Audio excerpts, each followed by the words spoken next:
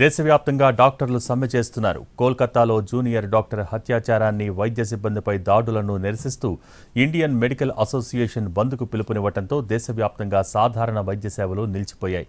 ఇవాళ ఉదయం 6 గంటల నుంచి రేపు ఉదయం 6 గంటల వరకు 24 గంటల పాటు విధులకు దూరంగా ఉండనున్నారు వైద్యులు.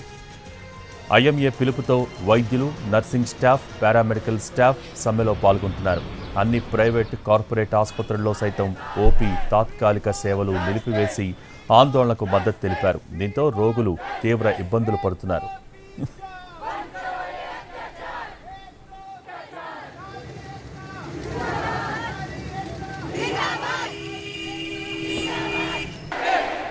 ప్రభుత్వ ఆసుపత్రుల్లోనూ తాత్కాలిక సేవలను నిలిపివేశారు. ఓపీ సేవలను జూడాలు బహిష్కరించారు.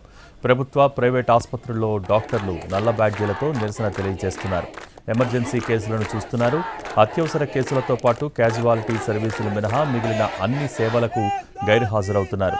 కోల్కతా కేసులో నిందితులను కఠినంగా శిక్షించాలని, మృతురాలి కుటుంబానికి న్యాయం చేయాలని నినదిస్తున్నారు డాక్టర్లు.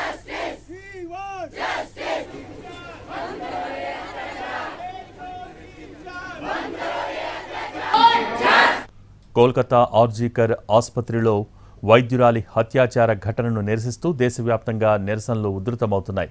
మహిళా డాక్టర్లు, సిబ్బంది హింసకు గురవుతున్నారని, అధికారుల ఉదాసీనత వల్లే డాక్టర్లపై దాడులు జరుగుతున్నాయని ఇండియన్ మెడికల్ అసోసియేషన్ ఆరోపిస్తోంది. మెడికల్ కాలేజీలు, ఆసుపత్రుల్లో భద్రత కల్పించాల్సిన బాధ్యత అధికారులపై ఉందని ఐఎంఏ డిమాండ్ చేస్తోంది.